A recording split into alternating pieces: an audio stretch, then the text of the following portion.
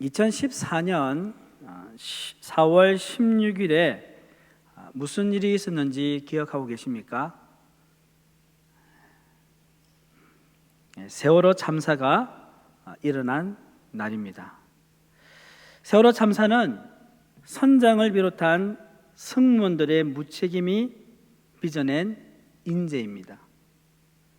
세월호 선장을 비롯한 승무원들이 침몰하는 배에 끝까지 남아서 각자의 의무를 다했더라면 이런 대형 참사는 없을 것입니다. 배가 침몰하는데도 승무원들은 승객들에게 선실에서 움직이지 말고 그대로 있으세요. 선실에서 움직이지 말고 그대로 있으세요. 라는 안내 방송만 남기고 구조선을 타고 선장과 함께 제일 먼저 탈출했다고 합니다. 자신들의 책임을 다하지 못하여 수많은 어린 생명들이 수장되었는데도 책임을 통감하는 승무원은 없었습니다. 무엇이 문제입니까? 이것은 단순히 자신의 책임을 다하지 않은 선장과 승무원들의 개인적인 문제로 치부될 수 없습니다. 진짜 문제는 책임지지 않는 사회적 분위기입니다. 사회 전반에 문제가 발생했을 때 내 탓이요 하며 책임을 지려고 나서는 사람들이 거의 없습니다. 많은 사람들이 자신의 잘못이 있음에도 불구하고 남의 탓으로 돌립니다. 세월호 참사의 직간접 원인으로 선박 불법 개조, 화물 과적, 평형수 문제, 안전교육과 훈련 소홀 등을 말합니다. 어떻게 이런 불법적인 일들이 일어날 수 있었을까요?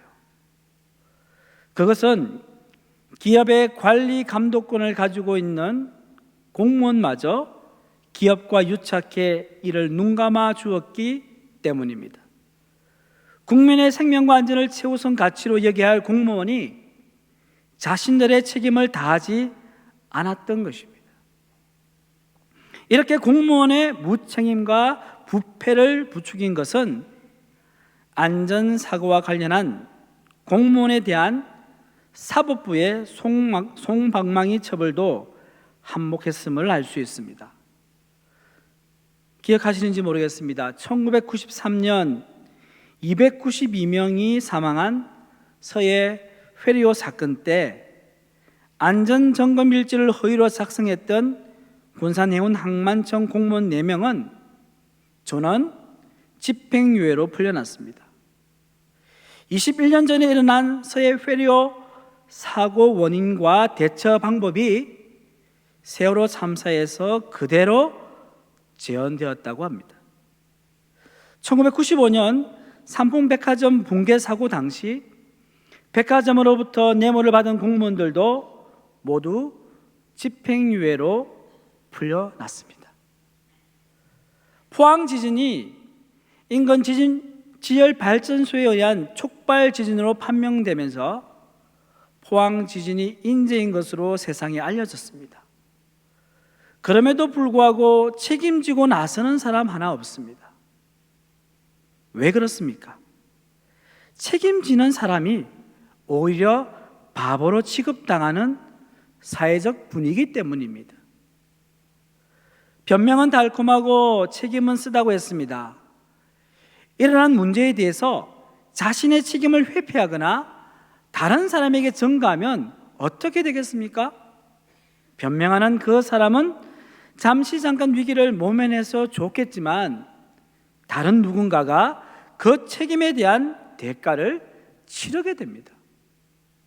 그리고 사회는 더욱 불평등하고 불공정해지게 됩니다. 변명하는 것, 즉 자신의 책임을 회피하거나 다른 사람에게 전가하는 것이 얼마나 큰 죄인지에 대한 인식이 필요합니다. 창세기 3장은 죄의 기원을 다룹니다. 하나님의 명령을 불순종한 것이 아담의 최초의 죄라고 할 수 있습니다. 그러면 아담의 두 번째 죄는 무엇일까요? 하나님께서 말씀에 불순종한 아담에게 이렇게 묻습니다. 내가 내게 먹지 말라 명한 그 나무 열매를 내가 먹었느냐? 그래서 아담은 변명합니다. 하나님이 주셔서 나와 함께 있게 하신 여자, 그가 그 나무 열매를 내게 주므로 내가 먹었나이다. 만약 아담이 하나님, 제가 잘못했습니다, 하나님께 주신 여자의 말을 듣고 선악과 열매를 따먹고 말았습니다, 제 책임입니다 라고 말했다면 얼마나 좋았겠습니까? 그런데 그런 일은 일어나지 않았습니다. 아담이 하와에게 책임을 전가하자 하와도 뱀에게 자신의 책임을 전가했습니다. 아담과 하와는 자신들의 잘못에 대한 책임을 결국 누구에게 돌린 것이 되었습니까? 그렇습니다. 모두 하나님께 돌린 꼴이 되어버렸습니다. 자신의 책임을 지지 않고 변명하는 것이 하나님 앞에 큰 죄임을 우리는 분명히 인식해야 합니다. 책임을 회피하기 위해 변명하는 것은 하나의 행동 패턴과도 같습니다. 이것은 잘못된 행동 패턴입니다. 이것은 우리의 삶 속에 문제가 발생할 때마다 계속해서 반복됩니다. 책임지지 않고 변명하는 행동 패턴은 우리를 죄악의 삶으로 몰아넣습니다. 아담은 타락하여 책임을 회피하는 역사를 시작했습니다. 그러나 예수 그리스도는 인류의 죄를 대신하여 십자가에 달려 죽으심으로 책임지는 역사를 시작하셨습니다. 예수를 믿는 하나님의 자녀는 이제 더 이상 아담의 길을 따르지 않고 예수 그리스도의 길을 따라가야 합니다. 예수님께서 십자가로 책임지는 삶을 친히 사신 것처럼 우리도 자신의 삶 속에 지어야 하는 십자가를 지며 책임지는 삶을 살아야 합니다. 문제는 죄로 말미암아 변명하는 이 행동 패턴이 우리의 삶 속에 고착화되어 있다는 사실입니다. 우리가 예수님을 믿지만 여전히 죄의 습성은 우리의 삶을 지배하려고 합니다. 이런 잘못된 행동 패턴을 가능하게 하는 것이 무엇입니까? 그것은 바로 우리의 사고방식, 즉 생각입니다. 우리의 생각이 달라져야 우리의 잘못된 행동 패턴도 바뀌어지게 되는 것입니다. 오늘 본문 1절 말씀을 함께 봉독해 보겠습니다. 시작. 복 있는 사람은 악인들의 꾀를 따르지 아니하며 죄인들의 길에 서지 아니하며 오만한 자들의 자리에 앉지 아니하고. 이 말씀은 한 사람이 어떤 과정을 통해 악인이 되어 가는지를 잘 보여주고 있습니다.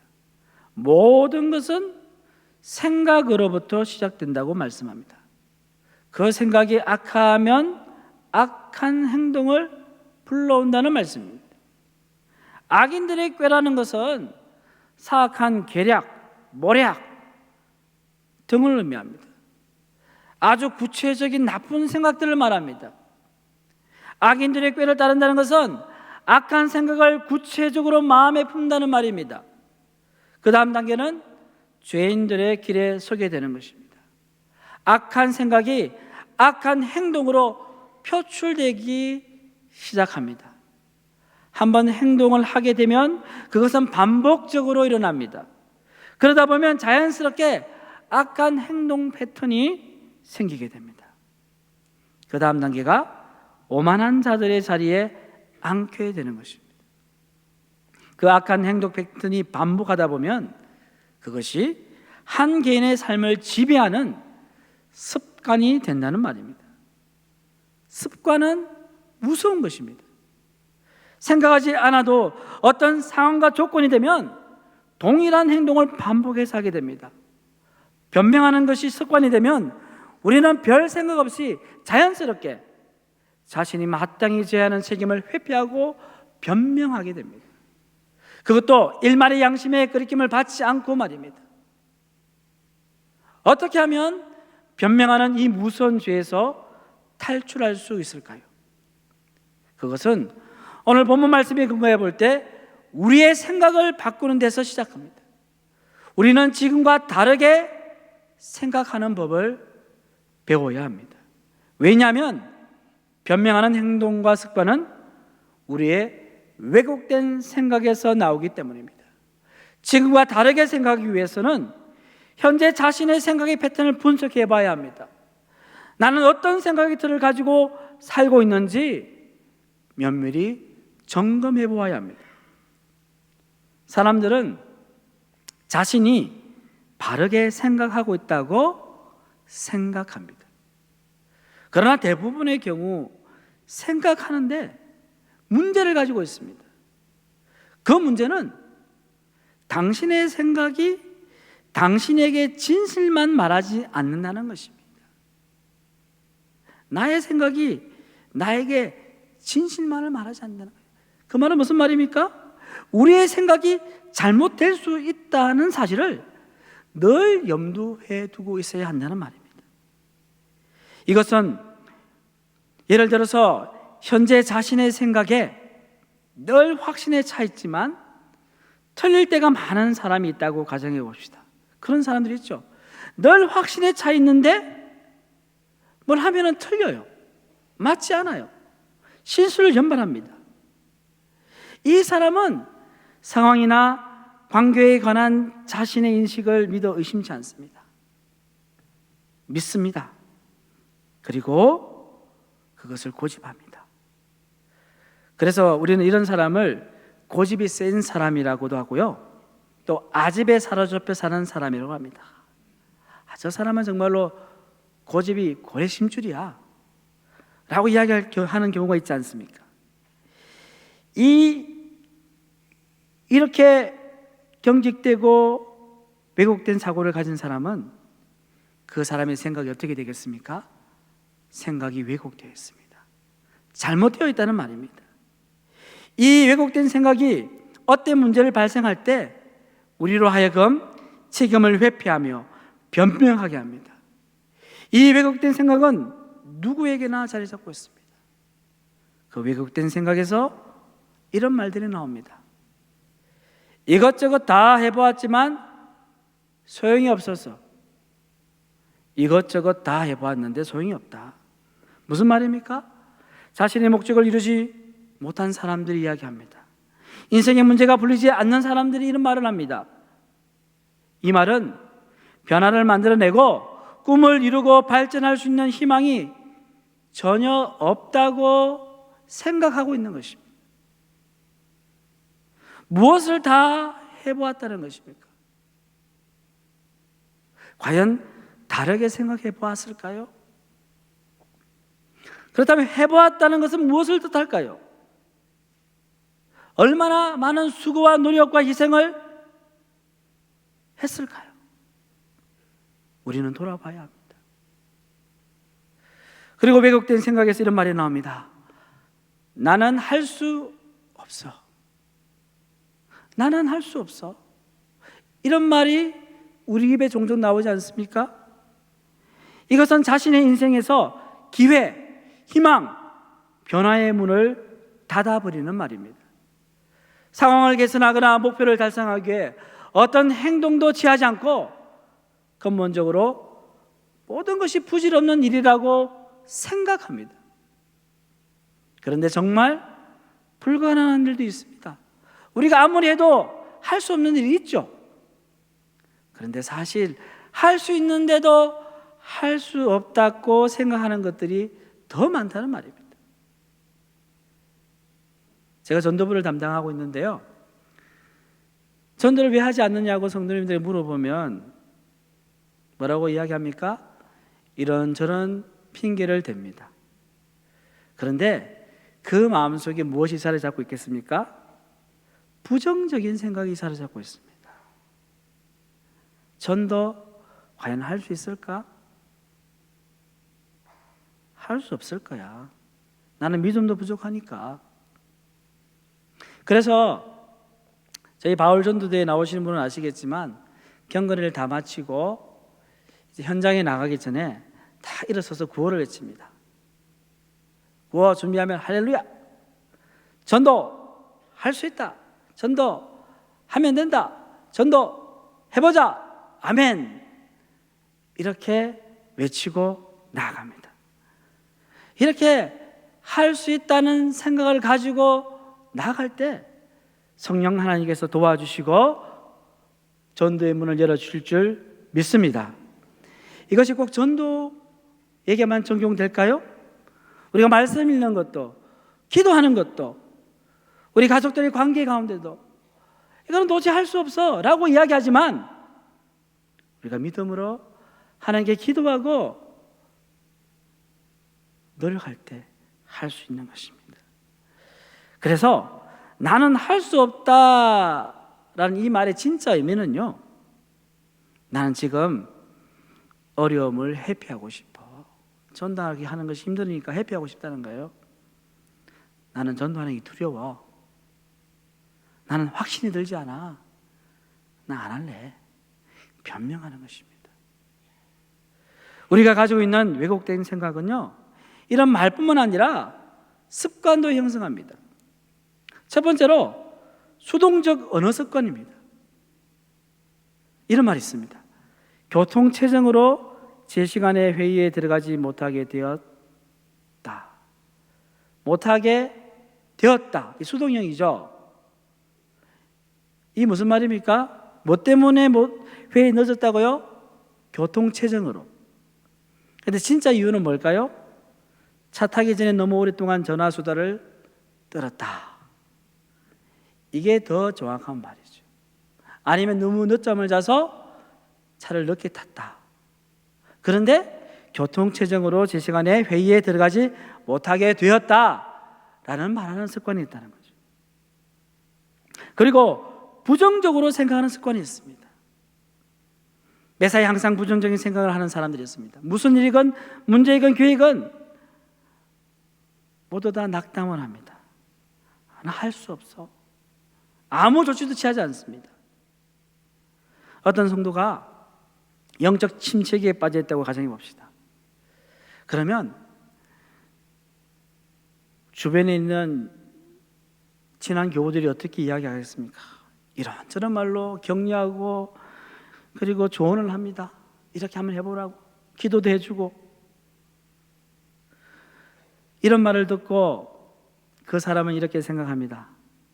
정말 예전처럼 하나님을 뜨겁게 만날 수 있을까? 과연 내 신앙이 회복될 수 있을까?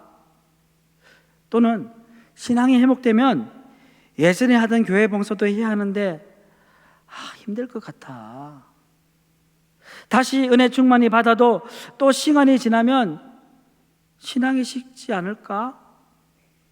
이렇게 모든 것을 부정적으로 생각하게 된다는 것이죠.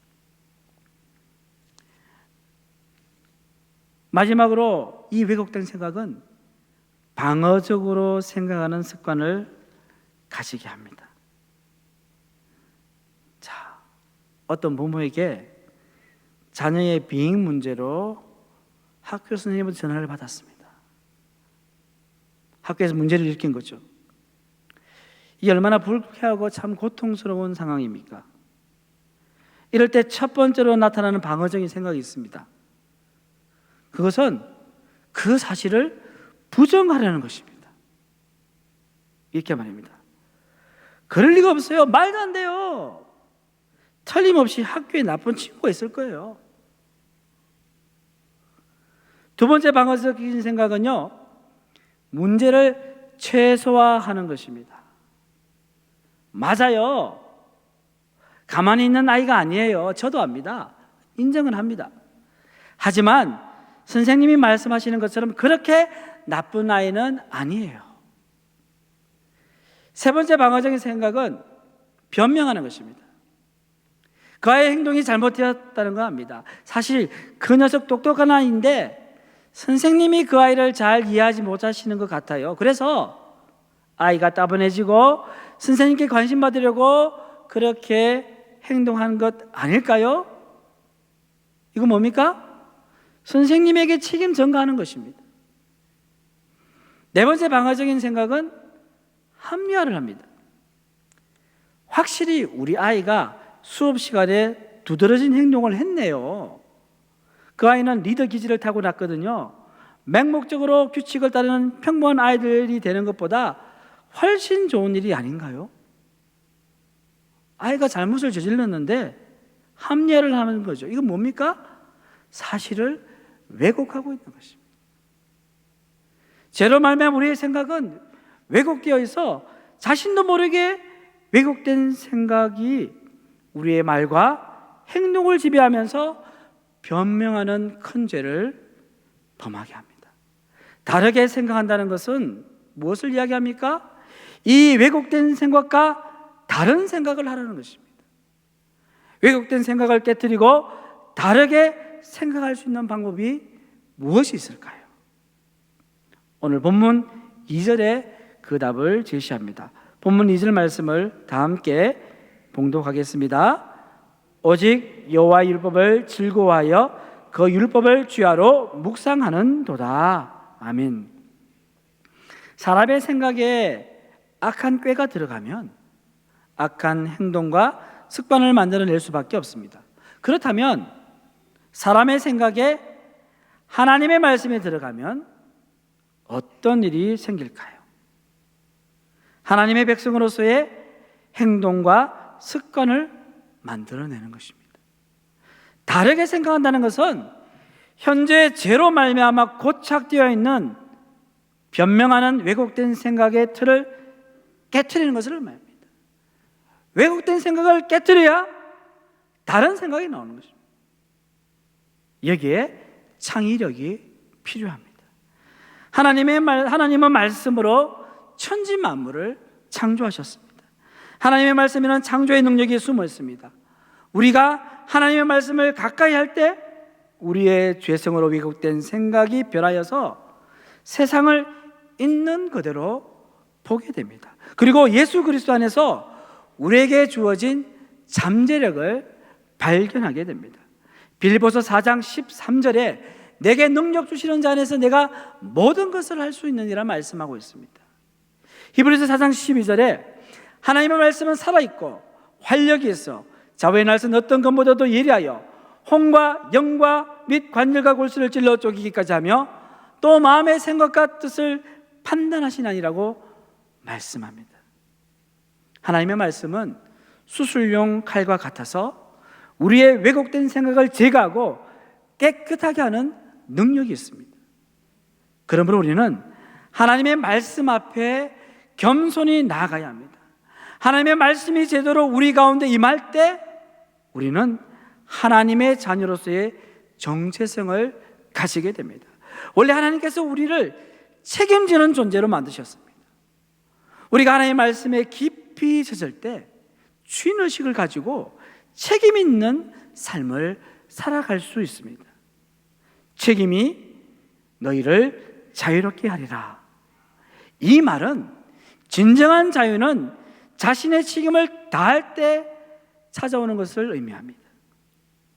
오늘 본문에 나오는 복 있는 사람은 여호와의 말씀을 즐거워하여 그의 율법을 주야로 묵상한다고 말씀합니다.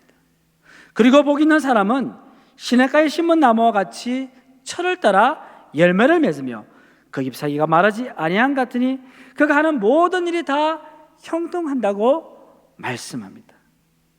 복 있는 사람은 말씀을 통해 삶 속에 진정한 자유를 누리는 자입니다. 그러므로 복 있는 사람은 왜곡된 생각을 말씀으로 깨트리고 다르게 생각하는 법을 배워 창조적 삶을 살아가는 자입니다. 모두 다 책임을 지지 않으려고 할 때 자신의 책임을 지려는 삶이 바로 창조적인 삶입니다. 이 세상을 살아가는 사람은 모두 다 자신이 감당해야 할 책임이 있습니다. 가정에서 부모로서의 가진 책임이 있지 않습니까? 자녀로서의 책임이 있지 않습니까? 교회에서는 어떻습니까? 교회에서도 우리의 직분에 따라 주어진 책임이 있습니다. 지역사회에서, 나라와 민족, 그리고 나아가서 세계를 향해서 우리는 우리의 고유한 책임을 다 가지고 있습니다. 우리는 그것을 인식해야 됩니다. 하나님의 말씀을 가까이 할 때 우리는 우리가 마땅히 감당해야 할 책임을 지고 갈 수 있습니다. 왜냐하면 우리의 생각은 자꾸 왜곡되어집니다.